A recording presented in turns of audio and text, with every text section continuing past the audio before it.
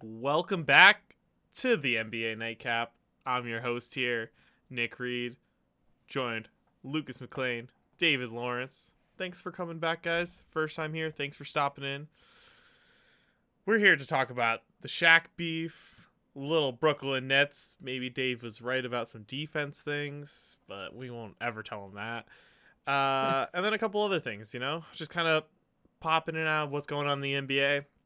But first, it's the NBA Nightcap. I got some tequila and juice going on right now. It's a beautiful Sunday. Some NFL football going on today. Conor McGregor got his butt kicked last night. Proper 12 ain't worth $230 million today. Proper whooped. But first, NBA Nightcap, go get yourself a drink, and we're gonna get into it. So, guys, are we drinking this morning? I know you guys are like working people. I'm the unemployed guy here in the group who's just living the American dream.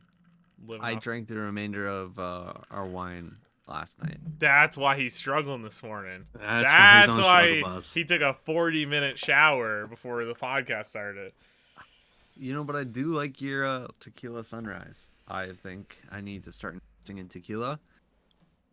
I need to make sure that Instacart can Instacart me tequila. Or you could, God knows I'm not leaving this house. It's not like you. It's COVID. People. It's a global pandemic. You want me to leave? It's Vermont. You guys don't have the goddamn pandemic there. Oh, I beg to differ. The cows can't get it. The cows can get it. Have you ever heard of mad cow disease? Swine flu. It can travel any which way. Anyway, it started from a bat. You know that, right? But we're not here to talk about COVID. We're not specialists. We're the NBA gurus. We know all about the NBA. And we got to start off with some beef. Shaq versus Mitchell. All right. You always love it when we start a podcast with Shaquille O'Neal saying something stupid. So he goes, I said tonight that you were one of my favorite players, but you don't have what it takes to get to the next level. Straight to Donovan Mitchell. He says, I said it on purpose because I wanted you to hear it. What do you have to say about that? First of all, great piece. Like, right after the game, like, he's just bawling out right now. Like, hey, you suck, by the way. And then Mitchell goes, just quiet. Shaq, I've been hearing this since my rookie year. I'm just going to keep getting better and do what I do. The only way to respond to it. Yeah, right. I think it would have been great if he was just like, you know what, Shaq? Fuck you. It's getting to the point with these guys on the TNT crew where it's like, it's a funny gimmick once in a while. Like, I like it. It's funny. I'm not really paying attention to them. But you can tell they're not going home and watching basketball because they're like millionaires who are going to go live their lives. But they're just like, yeah, I come into work. I don't understand the Shaq and Donovan Mitchell thing though at all. Like, I mean, he's just picking. It kind of just came from nowhere. I feel stems from Rudy Gobert. Yeah, everything starts from Rudy Gobert. COVID. Shaq beefs. I mean, this is weird because I'm not the biggest Mitchell fan, only because he constantly gets compared to Booker, and I should be on Shaq's side 100%. But like after he said it, I was like, whoa. Like, I don't know if I just instantly wanted to argue against Shaq, but like it just seemed weird. I don't know what he means by next level because that just seems super arbitrary. Like, is next level for Donovan Mitchell? Was he talking like, oh no, you can't be like a top 10 player, or was it like you can't be a top 5 player? Or it was so weird for him to say like, I don't think you can take the next step.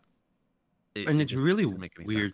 And it's really weird too because like Donovan Mitchell has won in the playoffs. Like, he's been in the playoffs every single year, and like that first year when he went toe to toe with playoff P, and I mean it's playoff P, but the Jazz easily beat the Thunder that series. And like it was like, oh wow, this Donovan Mitchell guy is amazing, steal the draft, everything else. And then I don't understand how a couple of years later Shaq's just like, oh yeah, you can't win. Because he doesn't watch at all. I mean, how do you go from the bubble Donovan Mitchell, Jamal Murray showdown, 40, 50 points a game for each of them, to being like, I just don't think you're good. Like you're like, you're okay. Like that. So that's the part that doesn't make any sense to me. So he's not an average player, obviously. Yeah.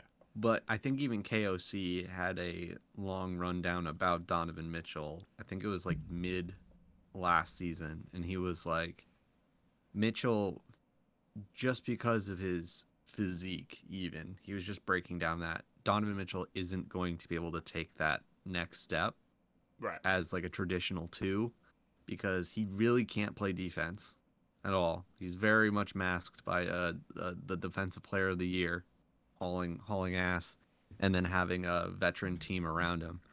But even like you ignore his defense, um, he's like super inefficient on floaters. He's super inefficient on the mid-range game, but he does take a really high volume amount of threes, and it really makes up for it. right. What did he just broke? Whose record did he just break? He just hit 600 threes, and he's like the fastest player now to 600 threes or something. I don't know who played that fast, but it just doesn't make any sense to me. The criticism doesn't make any sense. I don't know. And like what I don't understand too is like Shaq played with Dwayne Wade and like loves Dwayne Wade and everything, and Donovan Mitchell's game is like compared to Dwayne Wade's, where it's like if Dwayne Wade could shoot threes. And like I don't think it's that, but that's just like what his like player comp was like his rookie year, and then like when he started really going like off in the playoffs and everything. That's kind of like what he was compared to if Dwayne Wade could shoot threes, and it's like, well, you played with Dwayne Wade, Yeah. and like you love Dwayne Wade, and if this player is being compared to Dwayne Wade, then do you either think like he's not even close to Dwayne Wade, or what? Like I don't know. I think it's just a lot of they are trying to stir drama to be interesting. They're like, oh yeah, like let's get this like clickbait title going, and we'll make like a quick snippet, and everyone's gonna be talking about this. And he could just be like, I don't even know, like I don't care. It's just like, all right, here's something. Is like, let's just get this guy. But then now you have all these other players in the league, like just shut up. Like, why are you guys? You should be like mentoring us, or like if you give LeBron said it. There's a difference between constructive criticism and soft hating.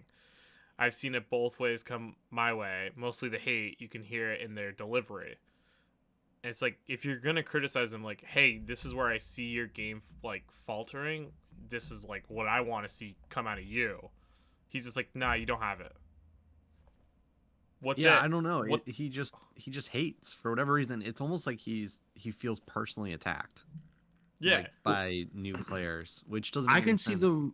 I can see the Rudy Gobert thing, because like him and Rudy Gobert played the same position, and Shaq is about 10 trillion times better than Rudy Gobert is, and stuff like that. So I can see him being it's a like, lot of better. well, holy shit, I can't believe this guy's getting this much money. Imagine averaging, 12 points and getting this much money. Like, I can understand that, like, as hate and stuff. But I mean, like, going after, like, Donovan Mitchell, who he's a guard. Yeah. And not only that, the guard position has changed so much since, like, Kobe Bryant days, Michael Jordan days, like, all that. It's a completely different position now where you don't want to go and be living in the mid range, and you want to be taking threes. So if you're a really good 3-point player and a really good near the basket player, then who cares if you can shoot in the mid range? I think it might just stem from. I think he said it. Like it may just stem from the money, really. Yeah. Just seeing all these players that Shaq's like, I'm better than him. I was better than him. I was better than him. Why are their career earnings at 26, 27 already? Yeah, they're already 200 million. Like, what Giannis is probably going to be, if you just keep pushing his contract down, by the time he retires at like 38, he's going to make $750 million. And Shaq's like, at that point, you'll have to argue Shaq over Giannis, but most people will probably still say Shaq. And Shaq's like, yeah, I made a tenth of what he made in his career, Of course, I think Shaq is pretty much a billionaire, right, at this point, with all the extracurriculars. I think it's pure, I don't think you deserve this much money. And Donovan just got paid too, so it's like he got paid. So yeah, I think maybe it could be like the money and just pure unadulterated hate. Yeah, for no fun. I can understand the hate. I mean, he's also a very, very rich man, and he was getting paid a lot of money to go to LSU. Tell you that. It was getting paid a little bit of cash. I like it how, of course, Durant had to throw his hand in the ring too. Whenever he commented, them old heads need to enjoy retirement. These boys have coaches they work with every day, LOL. It's like, all right, KD. Keep being the internet person you are. Who are these old guys who are like the real spiteful people are like Scottie Pippen, who not only got screwed during his career, making like less than $1 million a year during his prime. It's like now he's watching guys like the Plumleys or like making so much cash. Watching like, I can't even give any more examples. It just keeps thinking of like Mozgov money, Well, dang, like, Mozgov. Yeah, and it's almost like they're begging the league to a degree to be like, pay us back the money. Like we promoted the league back then and we were paid dirt, pay us a bit. It would be kind of funny if they did like retroactive pay to like players that like move the game along, I guess. But I mean, so hard to quantify that. Oh like, yeah. Well, it would be impossible. The thing is, though, the NBA back then was like, you hear all the time on the podcast, like, oh yeah, I could see if Jordan came, like Bill would be like, I saw Jordan on like primetime games or when he came to Boston. Like I never even saw so and so play a game or like once. Yeah. Where now I was like, last night I was like, I'll put on the Suns Nuggets game, and then I was like, ooh, the Nets, what was it? The Nets Heat game was close. I'll switch to that. I'll switch to this. I'll switch to that. I can watch every freaking game, and that's why there's so much more money from that, and there's so many more people watching. It's like, look, it's different. It's the old timers who are always gonna be like, well, I worked so much harder than them back in the day. It's like, do you see anyone smoking cigars every single day, like before games? But no. Oh, that actually, a little snippet. This is gonna detract from basketball. I was getting my McDonald's coffee this morning, and I'm like in line, I'm paying. I'm like, what is that smell? The guy behind me, it's 10:30 in the morning. He's just ripping a cigar in the car inside. In the car behind, and then he opened his window. Oh my god! It just made me think. I thought maybe you were standing in line, just in the McDonald's, and the guy's just ripping along a cigar. I'm like, oh my god! How did Jordan used to smoke like 4 of these things a day? I love me a good cigar once in a while, but Jesus, he smokes like 12 of them nowadays. Yeah, a day. It's insane. Just chain smoke cigars. But yeah, I mean, getting back to what we were talking about, it just seems like a lot of like, back in my day, we worked harder than you kids, and it's like, I don't know. I feel like you guys took a lot more fun times back in the old days, because now these kids you can't go out, especially right now. Right. You can't go out. Otherwise, like look at Kyrie's at his sister's birthday party, and someone finds a video in 12 hours, 6 hours. It's like instantaneous. Someone knows someone who knows someone who knows Kyrie Irving. And that's the other thing, like looking back at some of those games, like even while watching The Last Dance, they weren't all pretty games. Like they were showing like highlight plays, but then when you'd see the score of the game, it was like 74-77 or something with 3 minutes left in the fourth. It's like, and both teams were shooting like below 40%. I'm like, this is just an ugly college basketball game. Oh boy, am I gonna have to put my old man hat on? Yeah, but even if it was like more defense or, handjacking, players weren't capable of shooting outside of 17 feet. Like they didn't play. They weren't efficient, right? Like at some point, the shot clock was down. You had to hold the ball for at that time. The shot clock was longer too, so it was like. I don't know. At the very end of the shot clock, you're just trying to draw a foul, right? You're just running into the trees trying to do something because there wasn't. So before Dave comes in, old man's this. I'll say I think it was more physical. The defense was definitely not better than it is in today's. Like top tier All I defense imagine is a now. bunch of Pat Devs running around. Yeah, defenses now, like good defensive schemes, are way more advanced than what they were back then. Absolutely. There's no way about it. Are you ready for my old man hat? I'm One last thing. Okay. Also, you have to add to the defense where zones were banned. So you had to play man on man, and you were actually charged a technical for going into something that was considered a zone defense, which led to these players just going one-on-one the whole time. God. Now it's your turn. Okay. Well, I mean, so if you were to go into the paint, you would have a 6'9", built like 110% muscle Charles Oakley just swinging for your head if you went in the paint. And then so that's a foul. So then it's a you don't and then players weren't going in the paint either though, because a lot of those fouls weren't called as well. So there wasn't the, oh well, I'm just gonna drive to the paint and get an and one, stuff like that. That's why it was lower scoring, I think, as well. And then the hand checking as well, like you see it now with players, if you touch like them at all, it's automatically a foul. Back then you could pull on them and 100% more. I agree with Nick that the defense wasn't better, but it was 100% more physical. And then if you're getting banged up all the time, like you go in the paint and you're getting hit down, later in the game, you're not going to be as energized and like feeling 100% to go and score a bunch of points as well. No, I see that. I think there's like a happy medium. Like right now, it is way too, touch fouls. But I don't think back then basketball was like at its peak of like beautiful production. Like I don't want to see guards getting their jerseys tugged, or like people should be able to have movement on the court without being banged and pushed around.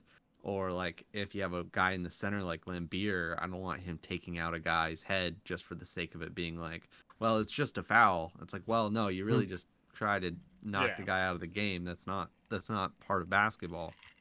I think the most beautiful game, I agree with that, like the 90s and stuff, when it was like, oh, like if you come into the lane, you're gonna get thrown to the ground. If you come off a screen, I'm gonna rip you to the ground with my hand. I think like the most beautiful was like the late 2010s, like not late 2010s, 2010s. like like 2010, 2011, 2012, like when the Spurs were at their peak with Tim Duncan and that, because like it was still like the old school, like mid-range. It wasn't crazy analytics yet, but players were making better threes, and it seemed like it was way more balanced of a inside outside game than it is now, where it's if you don't take a three or you're not driving to the paint, don't bother shooting. Unless you're an elite player like Kawhi Leonard, like DeMar, those players get away with it because that's where they're good. He in just the called mid-range. DeMar an elite player. I did accidentally. I did on accident because it was just I was thinking players who shoot like 90% in the in their mid-range. Yeah. But like, I mean, I feel like that's like that would be the perfect where it's more inside outside and it's not all threes, because like there's a lot of times now where I'll watch a game and I'll kind of get bored, where it's just like, all right, this team is up 20 points because they started off 70% from three and the other team started off 35% from three. Like, yeah, it's not very creative. It's like every team that's average or below average, the coaching staff has like one goal, and it's like, all right, well, we know every team is basically going to run some pseudo form of, lazy zone D, because we have bad players that can't drive, so we're just going to pass around the arc until one of our guys is open. 33 to 35% three-point shooters gets an open shot. And it's like, that really sucks watching, average to below average to fringe NBA players just jack 23, 25 footers, when it's like, can you just use an entire play clock to like run a play, even if it doesn't work, make it look like you're playing basketball? I don't know what they have to do, but something does have to change about that.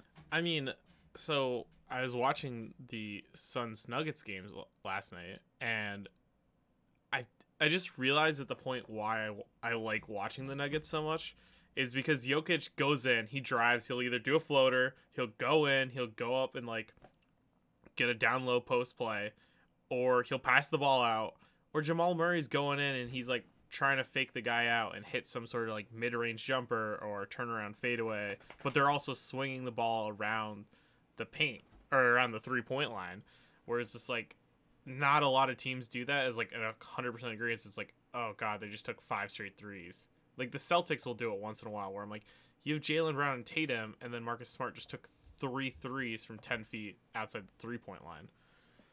Watching the Celtics and stuff, like I don't know if what has changed with them, but I've watched a bunch of their games lately, and I feel like they went from playing like this, like beautiful like game with like Brad Stevens is like, oh, he's the next pop and everything, to now it kind of does seem like it's like, all right, well, Tatum, if you don't take a three, Smart, you're gonna take a three. Oh, Marcus Smart, you need to take threes for some unknown reason. Like it just, I don't know what is going on with them. And I mean, they're still playing good. Like the record is good, unless they go against the Knicks, they get blown out by 30. Do you think that there's a little bit of an ego now? Like, do you think, um, like the Celtics timeline has created an ego for Brown and Tatum? Because it definitely now feels like it's your turn, my turn, your turn, my turn when it comes to the offense. Yeah. And the Celtics organization has been like, all right, we got our 2 guys, and we're gonna groom the whole team around them. Now we lost Horford. We didn't need Horford. We're fine. We didn't need Kyrie. We didn't need Gordon Hayward. Now, do we even need Kemba? And it's like, it's okay. It's just Tatum and Brown, and we can just ISO our way to a top 5 seed. I think maybe there might be a little bit of a Regression. we don't need to run an offense. We're good enough without it. Which, I mean, they could. I don't know.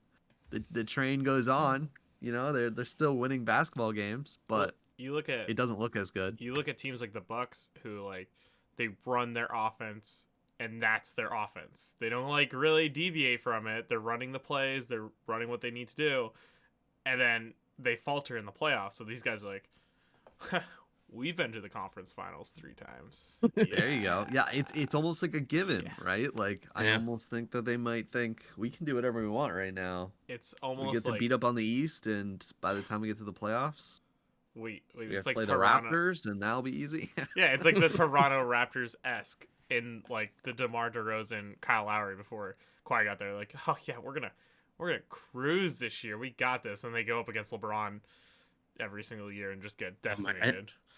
I think that would be Celtics fans' worst nightmare, is that like they think they have like a Kawhi Leonard and Paul George on their hands and Brown and Tatum, but in all reality, it's a Kyle Lowry and DeMar DeRozan instead, Oh my and they God. just like they cruise in the regular season and they get a playoffs and they lose. Yeah. Like that is like their worst nightmare. All right, guys. Let's talk about the elephant in the room. Okay. I hate to say it. The Nets defense. Dave was right. And you're even more right because they start adding. They're like starting to add these players. Like who they added that like Norvell guy, and I was like, I had to look. He's played like 10 NBA games ever, and he's like 27. I'm like, great. If the 3 of us don't know who they are and they add, it's not a good sign. It's like I saw his name on a Sixers jersey like once last year, and I was like, who? He probably played like 8 minutes. I was like, who is this guy? If he's on the Sixers and he's playing, he's not good. Yeah, I was really hoping that they could perform a lick of defense, but they're scoring like 120 points a game. They're just giving up 130 is the problem. So it started off with the double OT game against the Cavs where Sexton, he took off and just dominated the big 3. It was the big 3 first game, right? Mm-hmm. Yeah, Kyrie, Harden, Durant finally play together. And yeah, he just single-handedly scored 20 straight points. And there's just nothing. There's nothing going on. The offense looks great for the Nets. I love it. The passing, James Harden looks happy. DeAndre Jordan's got to go. There's no market Lucas, for you can go DeAndre. first, because I have a lot of things to say. Okay.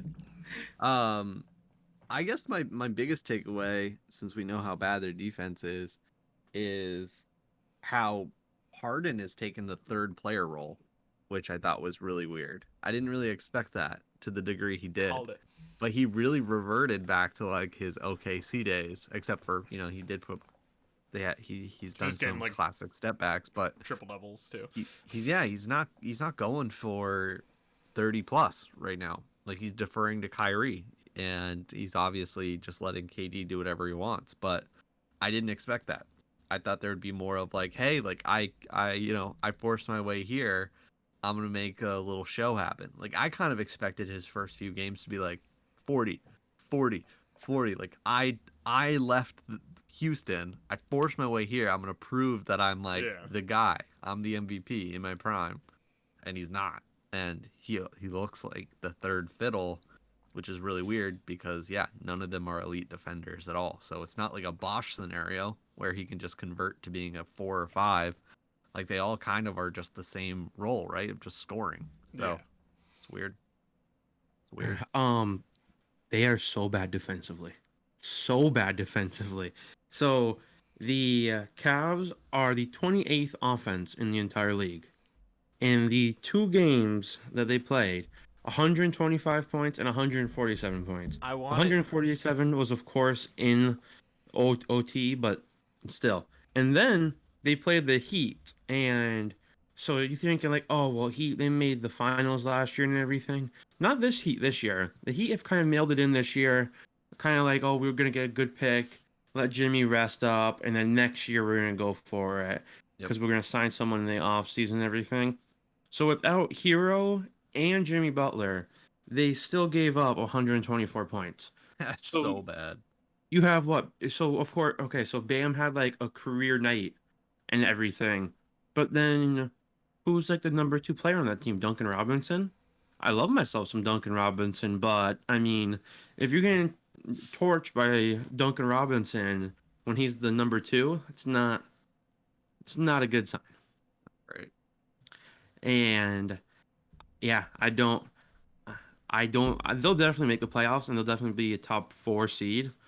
But when they go up against a team that can actually play defense as well and score, it's not going to be good. So, I mean, I agree with what you say. I think the thing with the Cavs, though, is they have like the potential to be this really good offense. I just think they've been influx of Sexton and Garland in and out of the lineups that, like, I like their roster. They're kind of feisty this year, and I think Sexton's got this kind of like chip on his shoulder. He's like the Kyrie trade piece, he was that lucrative kind of like, oh, what am I? But like now, his nickname is Young Bull.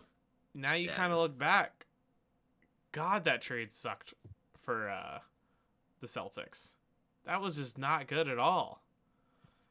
Like you could have. Yeah, they definitely thought. They thought Kyrie was going to be their savior. And it's like, I mean, you do that trade 10 out of 10 times, but like now Sexton's turning into something. It's like that kind of the same thing with the Rockets trade where we have to wait for all the kind of pieces to fall, but it's like, okay, well, now Colin Sexton has walked into the door and he is he's dropping his mic on the table and he wants you to, hear and his talking presence.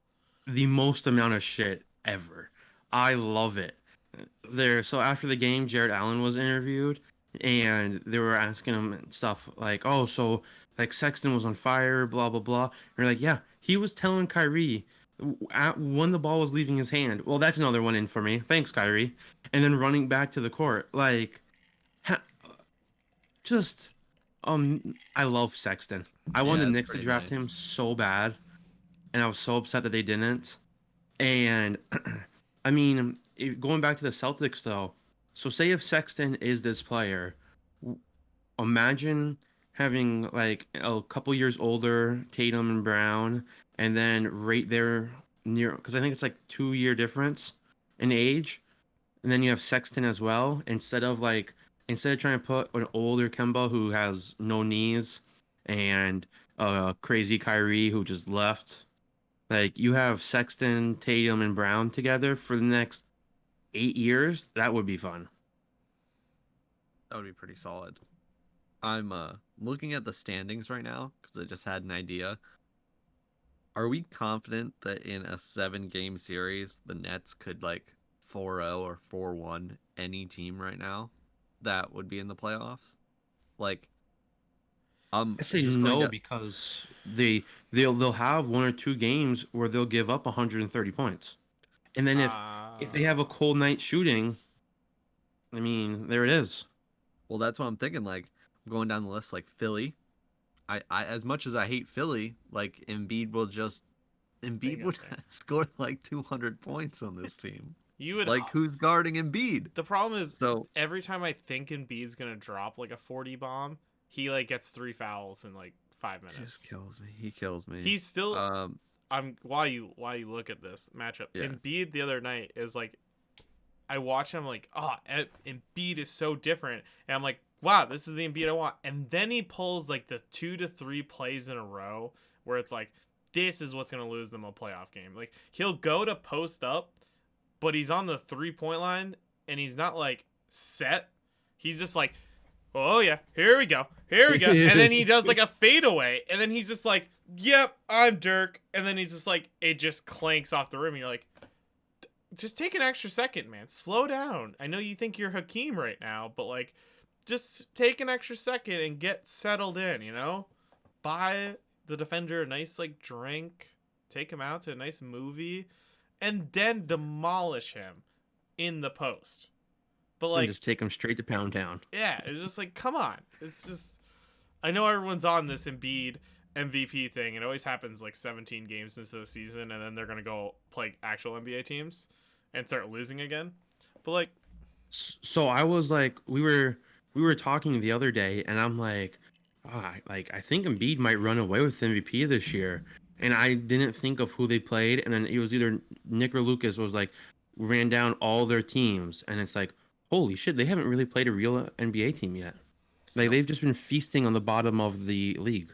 yeah, yeah, they really haven't played anybody significant. And then the one game that they didn't have Seth, they just fell apart. Like it was Seth horrible. plays the exact same role that JJ Redick played, and it's going to kill them because anytime the game is close, like if they don't dominate, if Embiid and Simmons don't end the game basically in the first 3 quarters, that means they have to rely on this Ooh. Maxey kid, Shake Milton, and Seth Curry to create shots in the fourth quarter. And Well, it's that's their like biggest thing. that's the stupidest thing in the world. That they're not going to win any playoff game ever. Like most playoff games end with the last 4 minutes being a single digit game, right? You can't win Mhm. those games if you're relying on 2 G League players and Seth. The It doesn't make any sense. the Sixers, before we go back to the Nets, the Sixers are like that football team. It's like they're up 10, and you're like, we got this. Casual. We're gonna cruise to the finish line. If they're down 10, you're like, no, there's no way they're coming back. They're just done. It's just like you have no confidence for them to come back. If they're, like Lucas said, if they're ahead, I'm like, yeah, they're closing this game out. It's gonna be okay. Like even if it gets a little tight, they're closing the game out. But yeah, I don't have confidence in them coming back from a 10, 15 point deficit. Well, it's No. definitely because they thought that Tobias Harris could be that playmaker, and Yeah. he's not. He's not even remotely. Like there's No. some games where I think I'll be watching, like we'll be on Discord talking, or we'll just be texting, and all of a sudden I'm like, I totally forgot Tobias Harris is even a player on this team. Like he's supposed to be taking these clutch shots, creating, I don't know, just The thing with just Toby being is the end player, but he's very, very freaking efficient right now. Like he's doing well, but he's averaging 19 a game. But you kind of, with Simmons averaging what, 12, 13, you kind of need Yeah. that 18, 19 to be 22. Like it sounds stupid, but 3 points at the end of like, you know what I mean, throughout the game shouldn't be that hard to get to. Either getting him a couple more shots, but then there's like yeah, Maxey's averaging 10, but I'm pretty sure he's shooting 41% or something. Like it's not no, efficient. yeah. Oh, Like if you're Jake's not gonna have if you're not gonna win by complete committee, like if not if you're not gonna have like 7 guys in double-digit scoring or 8 guys in double-digit scoring, like you need 2 20-point scorers a night, right? So they have Embiid. They need Tobias to be like a 20-point a night guy. So if Simmons isn't even gonna get 15, like someone has to make up the score. They have almost 7 who average double digits, which is that's good, but like it is a group effort. But it does feel like if Embiid is like slugging along, like some of these games, like you're like, oh, Embiid's gonna get his 28, but I think he's a little more clocked in. But how long do you think this like stays for is my question. Like we've seen Embiid year after year so far just eventually start checking out.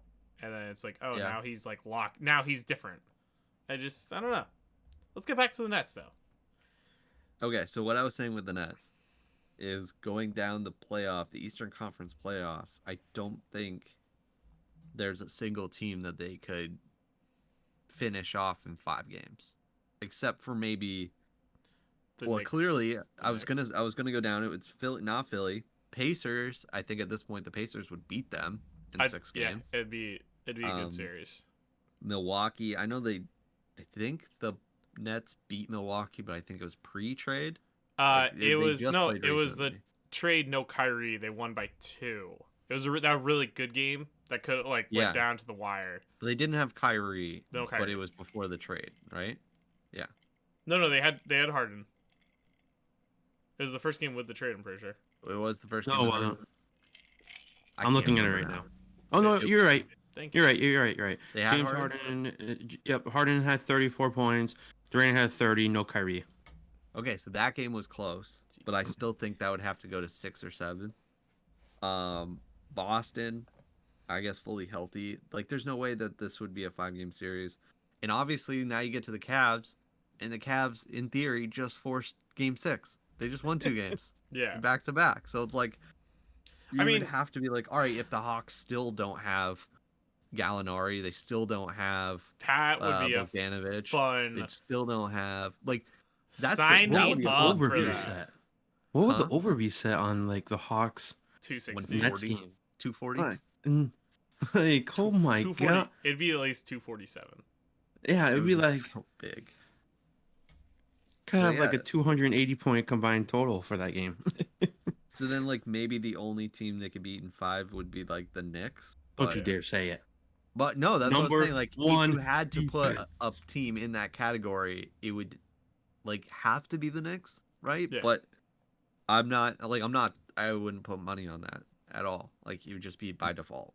Well, and like, so like, the Nets would definitely beat the Knicks. Like, I am not that much of a homer, but there would be a couple games where the Knicks defense is able to cool down their scoring, and it's not like if Harden's having an off night, like, they don't have any role players to like kind of like pick up this. Like, there's no PJ Tucker to have a random game where he hits 5 out of 5 corner threes. Like, they don't, like, they have only like 2 other star players, and if 2 of them are having a cold night, their bench players and role players are so bad. You have to, the disrespect to Joe Harris, but how Seriously. dare you? Yeah. But again, but PJ Tucker, like, they're not gonna have a PJ Tucker where he's gonna go 5 for 5 from the corner 3 while being the best defender, stopping the other guy. Like, so they don't have a guy. How the hell did they not get PJ Tucker in that trade? Right. I would have been. I don't know. Because, and like, the Rockets say that they're going to trade PJ Tucker. So was it a money thing? But maybe Tucker didn't want to go. Maybe he's being spiteful. I don't know. Maybe Tillman respects Tucker a little bit more, and Tucker was like, I don't want to join them. Tillman doesn't respect anyone. Let's be honest here. I also think he'd probably technically make less money, right? The Houston Rockets front office like thing on their website is literally a autobiography about Tillman, the owner. Literally nothing about the oh my god, president of basketball operations, GM, head coach. It's about Tillman. Fertitta.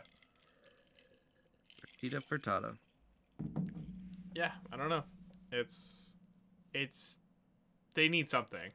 Otherwise, Well, they don't have any more chips to get. It's like they just have they'd have to bank on the buyout market. Yeah. But I'm trying so right now I'm just running through teams real quick to think who would be on a buyout.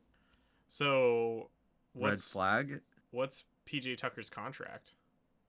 It's real cheap. I mean, yeah, it is. But that would be the thing. Does he have any more? Does he have any more years? Oh, if he's got another 2 years, if this isn't expiring, or he's just like, hey, buy me out, and then they pick him up for a couple million and.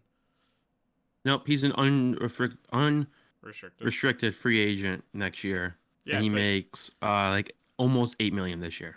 So they don't trade him. He just goes, hey, can you guys buy me out? He gets picked up.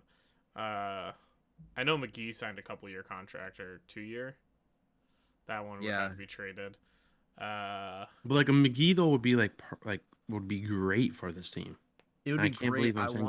I'm just curious on how long these buyout guys want to stay buyout guys. I think McGee got that last contract, right? And he's like, I want to make some money this time. That's why I'm content. He's not gonna get bought out. I don't think he's gonna get traded.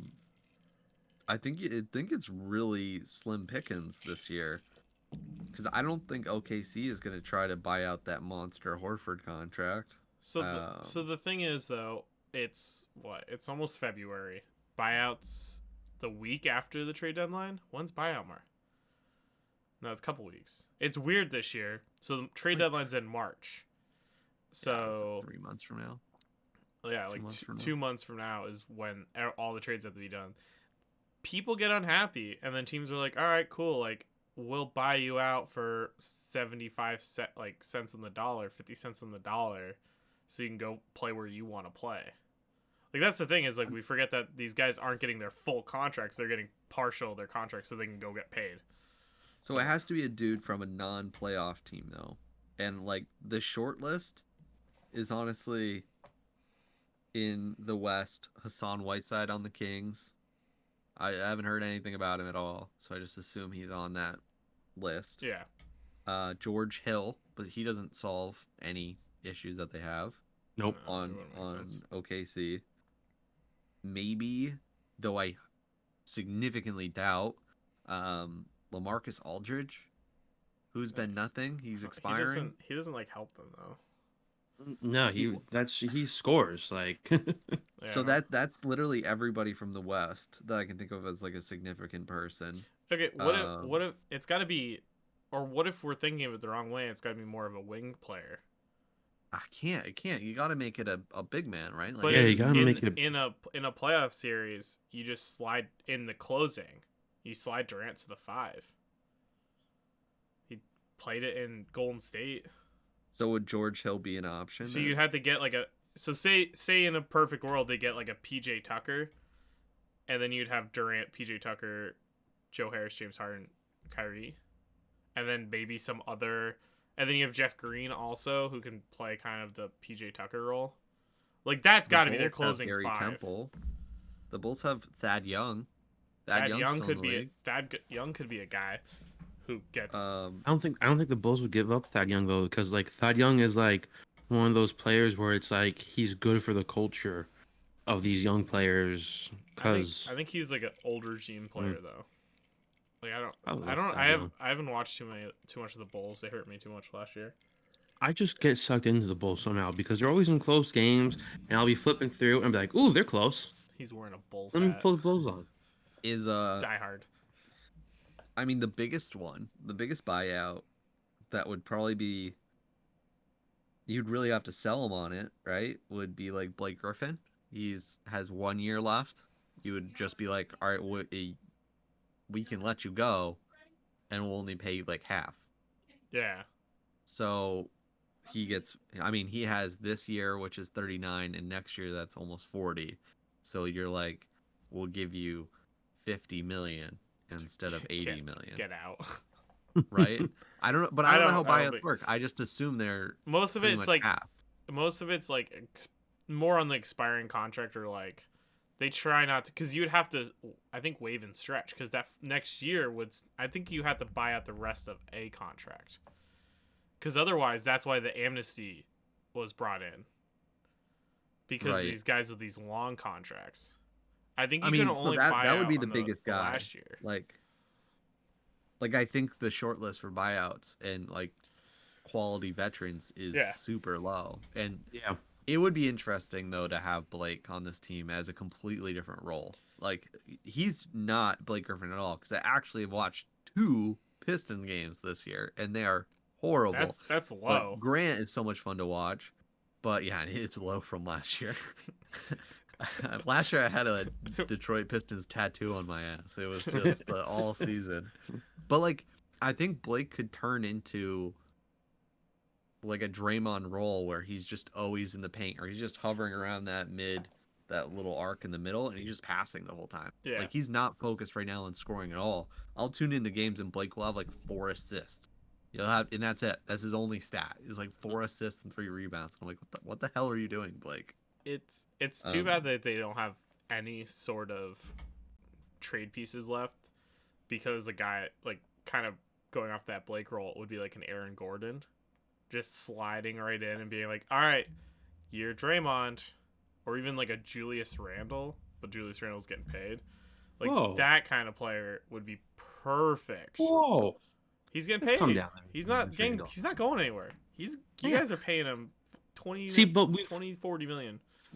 We've talked about 2 players that were on the same team as James Harden.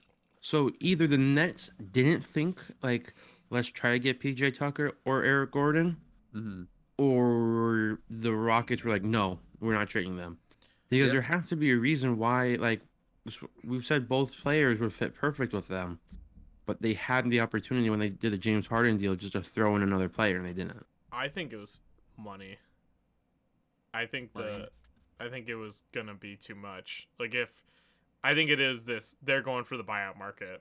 Whether there's gonna be a player or 2 in there where we go, oh crap, we didn't even think of them. Like or like they're gonna get unhappy in the next month or 2. Like whether it's COVID. I don't hate their idea though of going foreign. Like trying to get an overseas guys, and honestly that would be a super cool way to fill out a team, just going to like Real Madrid, or I can't think of the Olympia, whatever the other big foreign basketball team is, but you just go to them and be like, hey, we need you for like 4 months. Can we like what do they do in soccer? It's like they rent players. Yeah, they rent players. You loan them out. Like we will loan you we're just gonna buy you for about $800,000 for 3 months. That's all we need is your entire team. Like, hey, we'll give you $5 million for Campazzo for like a year. We'll that would actually be so freaking cool. That's a cool timeline where teams are only constructing around like superstars and then can actually buy the rest of the team from abroad. I love it. I hate it.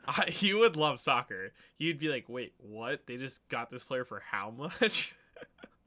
For 1 year? There's like a defensive player, and they're like, oh yeah, we want to sign this guy. It's like, all right, cool, you owe us 80 million pounds. It's like, okay, cool. And you're just like, wait, what? The NBA just like is cratering on itself, being like, how much money did they just send out for one defensive player? I mean, and who's to say they're like, all right, it sounds stupid, but like next year we can get some more players. Like next year's gonna be a little more normal. We can get a full year. I mean, we're very much on like, this is their timetable. It definitely is. But like, what if they win 1 championship? It's worth it. And who's to say in this offseason they don't try to move Kyrie, like we've talked about before? They have to, because like what all of their contracts expire at the same time. So they only have like a 2-year window to make this work. Yeah. They're going to be buying second-round picks like there's no tomorrow. Oh, my God. There's going to be so much collusion. It's going to be ridiculous. What about Michael Kilgilchrist? I don't think he's... I mean, he's a body. I don't think he's a... Is he in the league anymore? He was waived last I saw. He was waived, and then the Knicks picked him up, and they waived him. I mean...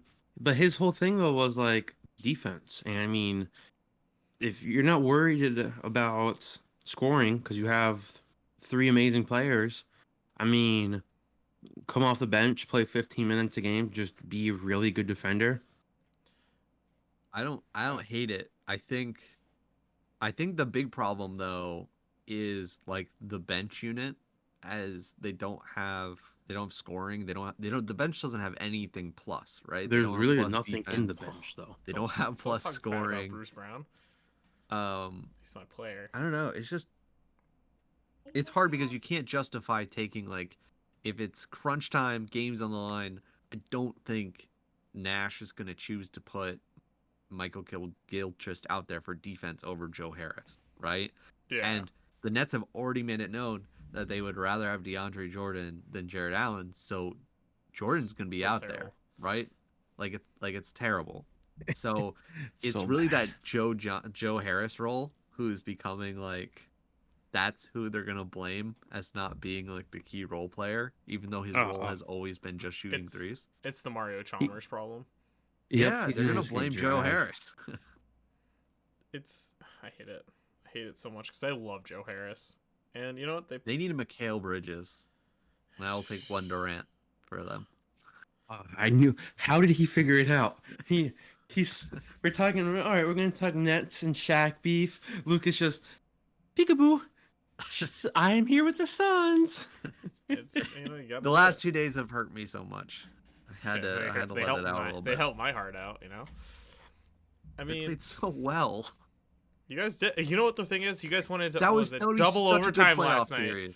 It'd be great. And then overtime the night before, Nuggets Suns would be so much fun to watch in the playoffs, but it would hurt because I know you there's know a the good Nuggets. chance we'd lose. Yeah. I'd rather play the Clippers. That would be I'd rather play the Clippers. Whoa! You rather play the Clippers than the Nuggets? Yes. Yeah. Jokic and Jamal Murray in the playoffs scared the shit out of me. Jokic one back else to back does. nights playing like 50 minutes, and he just is like, all right, gets the ball top of the key, and he's like, I'm gonna score it right here. Don't worry. Jokic terrifies me because he doesn't look like he knows he's going to win. Like he's seen the He future, hit a jumper and yesterday. He sees that it's all gonna happen. He hit a well, jumper, and he's it's just not like stressed. this for him, and it was just like Yeah.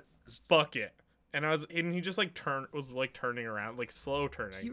He releases the ball like here behind his head. He's like, I don't quite get it. God, I love Jokic. Sorry. Anyway, Anything on the Nets, or should we like move on to a different topic? Since we very much have been like skating around the Nets because we don't want to admit defeat. I mean, You just I would don't be wanna cool admit with that, them right? being like the 7th seed, or Yeah. I'd be cool with them losing. I would be so cool if they didn't make the playoffs. Oh my I'd be God, I cool would. with that. It would be nonstop hearing from me. My about how worry right I right was. now is that it's just like the Heat at the beginning, where it's like, yeah, like when the The Heatles Heatles. were together, they went like what, like 5-6 or something to start. Yeah, it Like was their like- first 11 games were rough. It was like, is this gonna work? I think they were under And 500 through the like first 15. Yeah, and then they started getting like the buyout guys, like they got Shane Battier, and they were They like, ripped like all right, 15 off in a row. we got Ray Allen only making $3 million. Like, okay, this is working. Yeah, So once I'm terrified when they all start averaging 30. I'm a little spooked. once the buyout market becomes like known, that's just the scariest part. If we get through buyout market and this is what the team looks like, I'm not too terrified. If the other team has an offense, I'm like, all right. But if they don't have an offense, like this team could just drop 150, but they're gonna give up 130 every night. Like if Brooklyn is on the schedule, you gotta be like, oh, this is when I'm padding my stats. Like Jokic, when he goes to play Brooklyn, he's gonna get like a 45-45, like easily. 45. What's the other 45? Assists, Isn't that rebounds or assists? assists, He's gonna get Threes. threes. Yeah. I want to talk about someone. Okay. He's a beautiful man. Well, I don't know how you spell that. Clint Capella.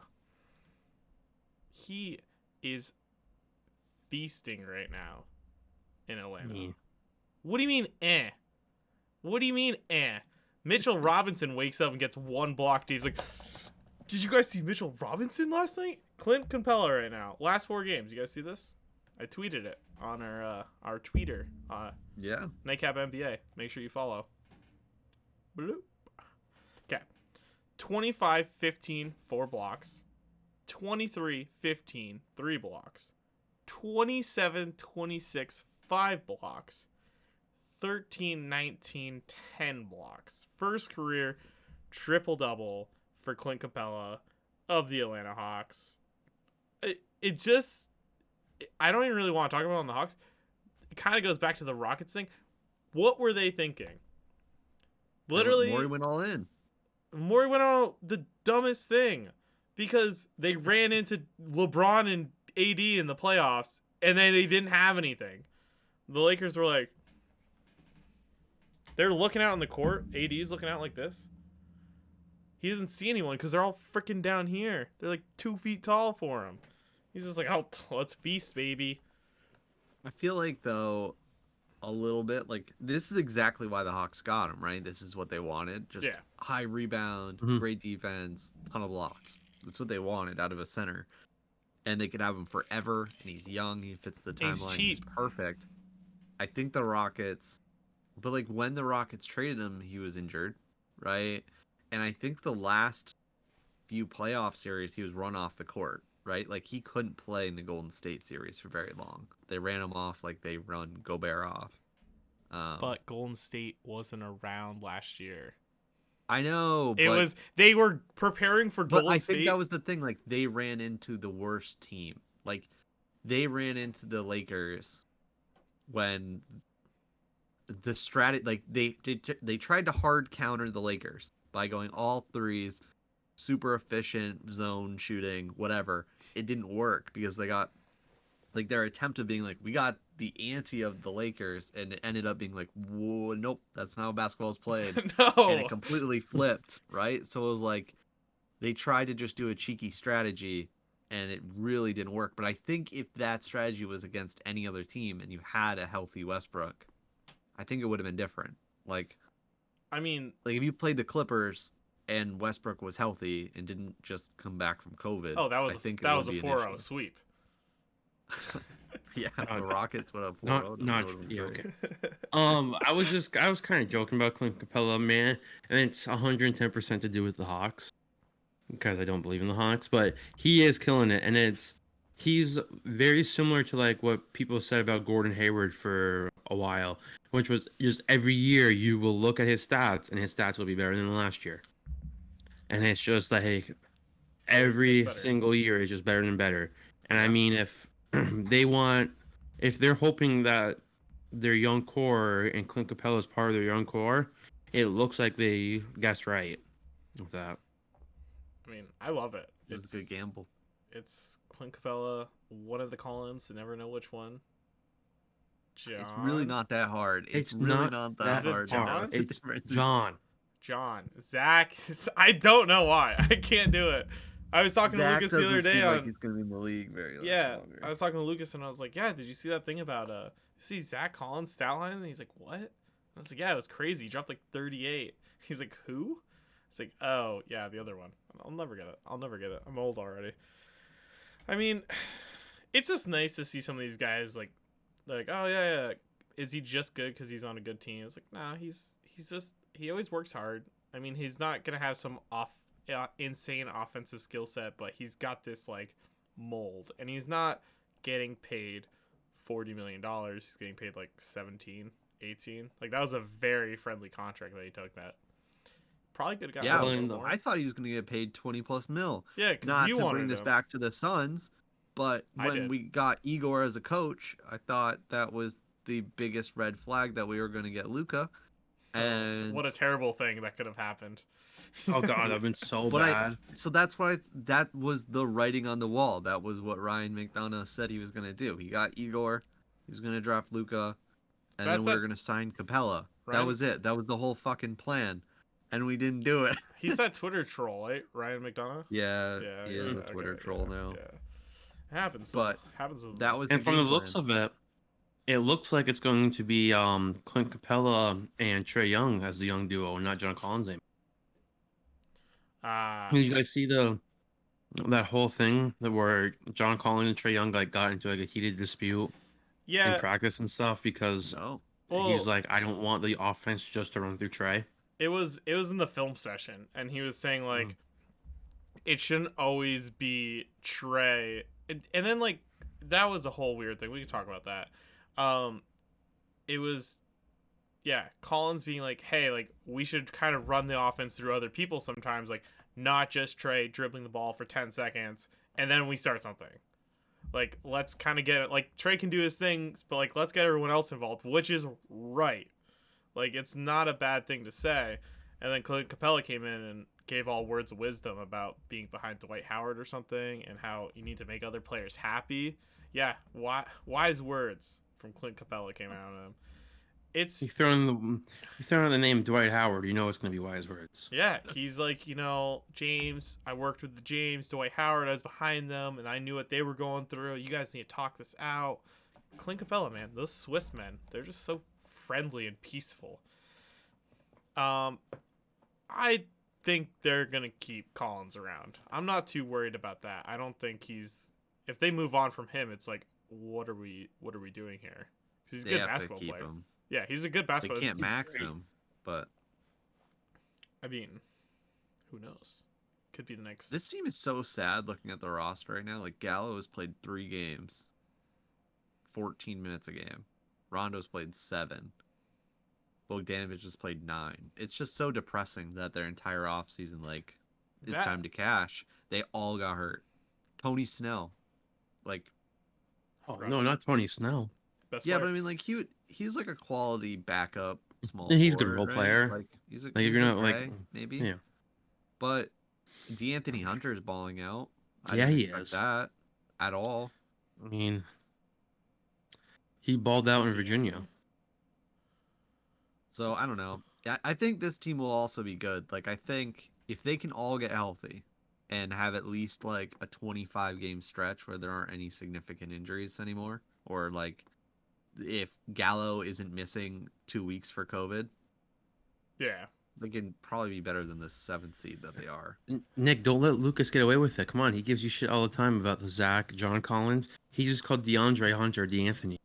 Did I call him DeAnthony Hunter? You called it, and Yeah, I did say, I was like DeAnthony, and then I had to think about what his actual name was because he was supposed to be staring at his name right now, and I can't believe I just said DeAnthony. You're That's thinking, so know funny. why? DeAnthony Melton. I am thinking DeAnthony Melton. You always are. It's okay. I like Javon Carter more. They've got a rough part of the schedule coming up for the Hawks. Bucks, Clippers, Nets, Lakers, rough. Dallas, Utah, Dallas again, San Antonio, oh boy. Indiana. Is that really their lineup going for? That's their the next. I left out the Wizards because that game might not even happen. They play the Wizards once. They get a Toronto, but they need to win some games. They need to show up. Oh my god! Like this is like this is the kind of like schedule the Sixers need to bring them right back to reality. They're like a 3 seed, 4 seed. They ain't the best. 2, 3. Every year I love the Sixers. The potential. They're only playing 2 games against non-playoff teams of last year. That's nuts until March 3rd. Yeah. Holy crap. They're gonna honestly they could lose. They could be like the 12th seed in the East after this. Holy crap. But Trey's I'm going through the Clippers schedule right now. The Clippers Nets on the 2nd of February. That's going to be a very, very telling game. That's going to be a high scoring game. Yeah, it is. Mm-hmm. Because Clippers ain't no defensive stoppers this year. Tell you what. That's not true, but okay. They're middle of the pack. Yeah, we're bringing up defensive numbers. Knicks are 1. Clippers are like 16. That's middle of the pack, baby. They have probably the best defensive player though on their team. Well, what did we learn? The best defensive player on their team, and they're 16th. That team should be top 5. There's no reason that they are 16th. It might be because Pat Bev is a fake defender. Well, The more I watch of Pat Bev, the more I see what Westbrook is saying, that he's just a fake defender. he's just scrappy. He just like wants to be up in your grill and just being like, man, like it's just, like you're not doing anything. He fouls out of like half his games, or at least gets like 4 fouls, 5. Kawhi Leonard looked like the old Claw though last couple nights ago when he just ripped the ball out of De'Aaron Fox's hand, like it was like De'Aaron Fox was just a little child. It's like me taking the ball away from Lydia. It's like, that's mine now. The Kings, man, I don't know what to think other than the fact that Halliburton has a chance now to be Rookie of the Year again, because LaMelo is being slowly benched. Did you guys see that? Yeah. He is losing minutes. Borrego is like, look, I'm not going to put someone in the game for 16 minutes, and if they get 6 turnovers, like, it's not happening. Like, you need to hold on to the ball or you're going to stop playing. And then, of course, almost like I don't think he's that good. He's a good player. You can't say he's not that good. He played over in New Zealand. He's been in Lithuania. They're just, like, he hasn't been playing. Like, he plays, like, adults, but then he's just, like, when it gets hard, he skips out. He's got to adjust. He's not going to be, he'll be, like, 3 years away. He's definitely better than his brother. Lonzo, I'm out on. I'm not out. I hold a timeshare, but it's like 2 days a week, and it's not a full week. I have the option to repurchase my shares at the end of it. You're still losing money on this. Yeah. Yeah. No, I won't leave. I won't leave. And there's a hurricane coming to that island where the timeshare is currently sitting. Yeah, but and you did not buy insurance for it. As the did not buy hurricane's coming, insurance. I actually re-up my entire share. I buy the place instead of just leasing it. I'm like, yeah, timeshares are terrible, and I buy the place without hurricane insurance. Yeah, that's how I feel about Lonzo right now, man. I can't watch the Pelicans. Do we even want? Yeah, I know we just talked about them like a podcast or two ago, but it's just. I mean, I feel like I'm just validated again. I just keep patting myself on the back, and I just keep saying that they're not good because their guard rotation is so bad. Bledsoe wasn't even bad the other day. It's just like I don't know. You look at them and they like will hold a lead, and then I don't know what Stan does, but Stan just like forgets how to coach, and just everything falls apart. Like he doesn't call a timeout.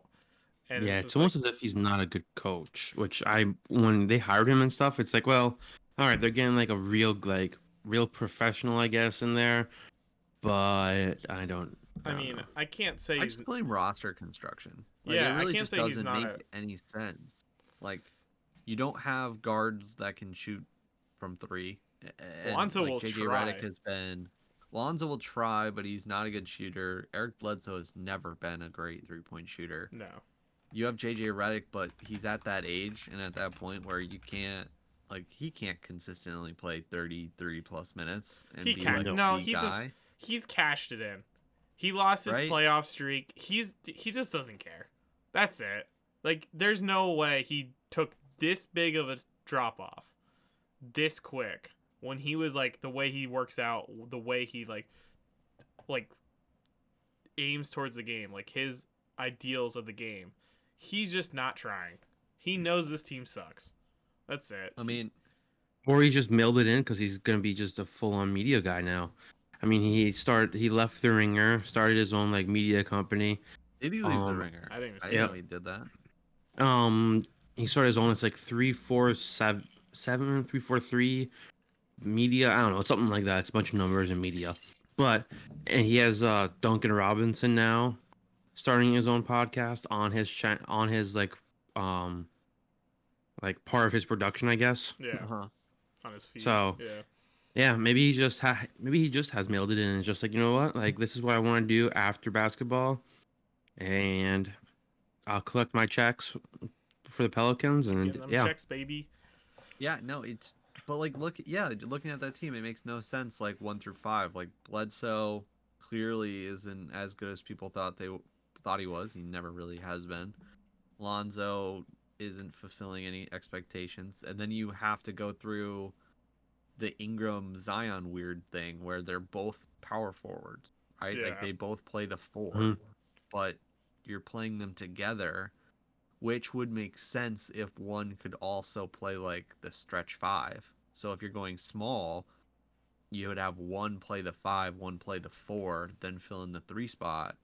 But they're not even doing that. They're putting someone that even hurts spreading the floor even harder. You have Steven Adams there. Yeah. So it literally makes no sense. Like, it almost feels like you should commit to either Zion or Ingram, but I don't want to make that decision. Like, No, I don't want to not. split them apart. No, because But how are you going to play them together? Zion Well, they would have to play defense. what Zion they gonna need play the is 5? they need can't. to find a Brook Lopez, a center that goes and will just stay like that plays good defense, and then on the offensive side will stay on the 3-point line so Zion can eat in the paints. Yeah, you need a stretch 5 somehow, but they're so hard to find. Yeah, good ones. Like, Mm-hmm. but that it just comes back to like the whole debate of like yeah, like these two guys are 4s because it's the same thing with like Durant. Durant plays 4 because he's so big and he can kind of guard those positions, and then I just don't love him. I was so I don't high know on how them. you solve it. It's So low, and I feel so validated. So how would you fix this team? you got to move on from Lonzo. Oh God, yeah. So you That's just number don't one. sign him, or do you say I because guess he's it's- about to get paid? Do you say sign and like, hey, trade. we're gonna pay you $30 million for 3 years? So you Does go Lonzo out. take that and be like, hey, we will, give him a Steph Curry type contract when he had it. You give him like the 12 mil. You give him a qualifying, and you say like, you go out find a contract, and we'll see what we can do about it. I mean, I just think he's like in the mindset like I'm not out on him. It's just this like 8 threes a game for Lonzo Ball is not efficient whatsoever. He's starting to go in a little more, but he like refuses to take free throws. He just doesn't want to take any. Like he's not a great one, but like drive. I've been like feel like I'm a broken record. Just drive, at least try and get to the line. At least get some fouls on the other team, so you guys are in the bonus. But he's just he's chucking shots. They look better. Like if one day they start going in, he's hitting at like a 35% clip. He's fine, I guess. Like every other, like he's good at passing. His defense is good. Like it's just this offense is like it's kind of the same thing with Simmons, but at least Lonzo's trying. It's like if Simmons was taking 5 threes a game and he was hitting at like a 20% clip, like I think people would just be like, why are you doing this? Like it's good that he's trying, but it's just I mean like he's just too timid to be like ultra aggressive, which sucks. I think the way you solve this team, which is and it's only through like really painful management, is letting all these contracts expire. Yeah. And then trying to do what the Hawks did, right? And I need to fill out the roster now. We need to you need to get rid of Bledsoe, or you either need to decide between Lonzo and Bledsoe and be like, hey, we're going to build a timeline to get this team to the playoffs. When the time comes, you need to be the backup, or you're going to be the role player here, and we're going to pay you, your dues up to that point. But like when the time comes, your role is going to go down. Yeah. And I think they need to commit to one of those guys. Steven Adams' contract just sucks. But that made no sense in the moment, and it makes even more like no sense now. They extended him. It makes sense in the fact that they don't. I don't think they really have a solid center like on that roster because you can't play Zion at the 5. I don't care. His defense is bad. It's not bad. It's non-existent. He just doesn't do anything. He just kind of watches. His offense is great because he can just go through and get second jumps. He doesn't take jumpers. Like, he's complacent is the problem right now. I'm not perfect. Go on. It's just like I'm not seeing anything that is. I'm seeing Blake Griffin. I'm seeing some like Kenyon Martin. I'm not seeing anything I freaking am like in awe of. Because it's Ingram. Ingram's like going in. He's getting the points. He's he's scoring. He's like, you know what I mean? Like this is his team. Like he's setting it up. Like I'm the guy. Like I'm the max guy right now. Like I'm working my ass off every day, and I don't see hustle out of Zion. I really just don't. I've watched too many Pelicans games. It makes me sad. What were you saying? I think it's sorry. I think I think they have to go and just ditch Lonzo. Maybe have Bledsoe coming off the bench. Hopefully get a better point guard. And then, I mean, they need a stretch five. I don't know, like, if Jackson Hayes is going to be that player. I don't think he's going to be. But they either need to go and just keep drafting centers who might be stretch fives, or I mean, I don't know. I mean, because like Steven Adams, like rolling out, like Bledsoe. So I'm trying to think of like their best 5 players, like regardless of position. So if you roll out what Bledsoe, JJ, Ingram, um, Zion. Zion, Steven Adams, like that team doesn't make sense at all. I see. I like on paper, I like that squad. I do like that squad. Ingram can shoot threes. Zion, if he tries, he can. Like even at 32%, like I think that's the thing is, it's almost like Zion needs to be the one expanding the floor and leaving Steven Adams in the dunker spot. But what are you trying to get to, Lucas? Oh, I was gonna say that the guy that they should have spent Steven Adams money on was Christian Wood. He would solve basically this entire issue that they're having. You know, an athletic, big, who's slightly undersized, but it doesn't really even matter. Doesn't matter. He plays good enough defense, and I like that. And he can rebound, and he can shoot threes. I'm trying to like just siphon through teams' rosters right now, thinking of a guy that could really fit. I don't know how long his contract is, but kind of a center that fits the mold is Vucevic. That'd be in nice, a way. yeah. And he's in a spot where clearly the fans of Orlando hate him. They've always he's hated on contract for a while. Maybe you could convince Orlando to swap Vucevic for Steven Adams and maybe like a first rounder and a second rounder from LA. I mean, they have every single pick known to mankind. Like, why don't you? Might be a good idea to start using them. If you did the trade now, it would be 2.5 years of Vucevic, and you could. I mean, this guy's stuck with Orlando for so long. I don't think that him leaving New Orleans would be a big issue.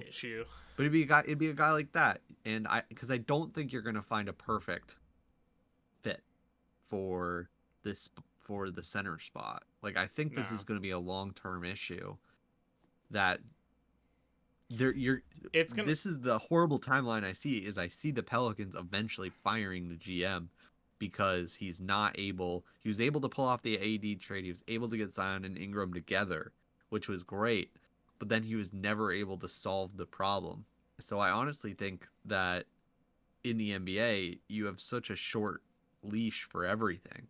Yeah. I think he may only have like 2 years to figure this out before a new GM comes in and says, well, this is why it didn't work. This is why it didn't work, and we're going to have to ship such and such, when the person to get shipped would be Ingram because Zion makes sells jerseys. He's gonna be shoved down our throat for the next 6 years. I think that's the most likely unfortunate timeline is Ingram gets traded. Well, is forever Zion's best like complementary piece is gonna be a guard. It's gonna be like a Booker-esque player, like a Damian Lillard, just someone who can get him the ball, feed him the ball. He's never gonna be a LeBron. He's never gonna be like any of those type of guys. He's gonna be more of a Giannis, but probably never on the defensive end. He's just gonna be this freak, like almost probably Blake Griffin more. Blake Griffin's probably but he would have to develop a jumper though. He can. Because the Blake can shoot. I think Zion can shoot. I just don't think he ever wants to try.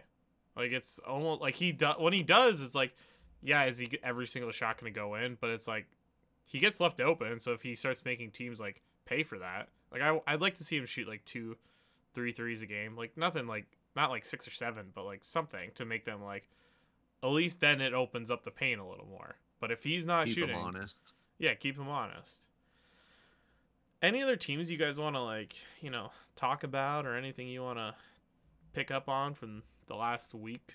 I mean, it's been like 8 or 9 days since we've done a pod, and the last time we did a pod, we just talked about James Harden. No, not really. Just the Knicks are number one defender. You know, an entire league, and I love it. I wanna go through and look at the stats and throw out the game where the Celtics scored 75 points. That game is bringing your defensive rating so high up there. It is like The outlier game. the outlier game. I was like looking at it, I was like, I almost just choked to death on a chip, I see. trying to get ready to yell at you. Hey, it's Wait, so are you looking at defensive rating or are you looking at points given up? Truthfully, I saw a tweet that said that the Knicks were number 1 in like every defensive category. And See, there it is. Just the fake news. Okay, so I'm on defensive rating. The Knicks are third. It goes Lakers, Grizzlies, Knicks. where? Basketball reference. the Holy Grail. That is. I mean, The they're giving holy up. text. They're giving up the. They're a really good defensive team. Yeah, no, I like them. I was just looking at the stats. Lakers are Cavs just, are 4, Philly are Lakers 5. are just better. The Cavs are What's nice, offense? man. I really like the Cavs this year. I don't know if it's like COVID year, but it's fun. It's fun. We're starting to get a little more difference in the league, and some of these young squads are coming up. Suns, the Cavs, the Kings are a dumpster fire. Poor Luke Walton. Fire him. He's not a good coach. I'm sorry that we tricked them. Yeah. I mean, Lucas, do you want to talk about your Suns? I know you're just dying. No, it'd be too much. Yeah. Too many emotions have gone through the past 2 days. Oh, I will say, for the record, even though we lost those last 2 games, Fun. they were so much. They were They're probably the great. most fun basketball games I've watched of the Suns since like the bubble. But at least last night made me think like, okay, Booker wasn't there, but at The any rest of the point on squad.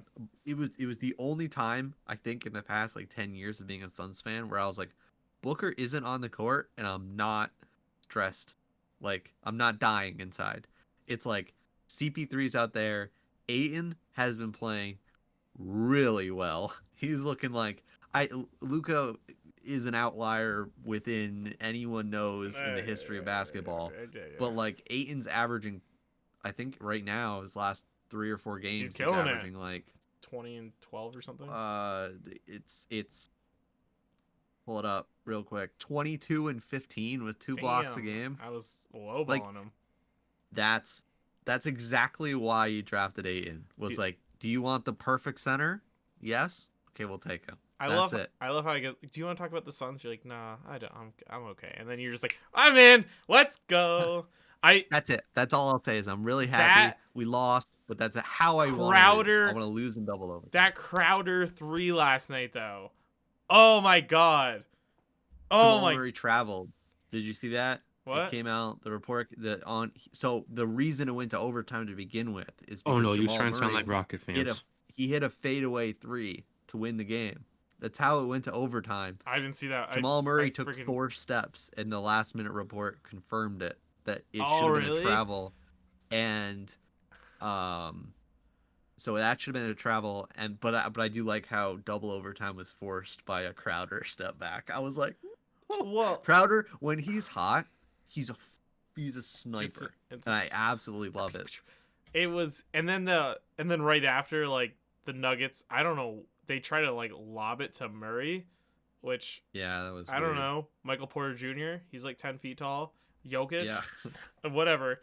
But then they had to inbound it again, and Jokic had to slap it. He's like, just throw me the ball. We're going to overtime. I'm gonna win this. Like, just stop. It's good. That was very disappointing. There was a couple games. Very disappointing. There's a couple blowouts. But overall, I think the games have gone better. The Lakers Bucks was fun. Nets Bucks was good. I think the Bucks just in general put up good games when they're playing someone else. It's for all the fans out there, you gotta sift through the dirt to find the gold. The NBA is just not gonna hand you good games on a silver platter. They're gonna make you work You know for what? it. Side note before we end Yeah, this. yeah, no. I think we should do a podcast about radical NBA ideas. And I think what you were just saying, that we're not spoon-fed great games, we need to flip it. And we need to make it so great games are played more often. And we need to shrink the league. But I'll have to think about this idea Oh my more. God. No, But no, I we're not. love it. This was a That's a late- 2-hour Discord call just between the three of us while I was delivering mail.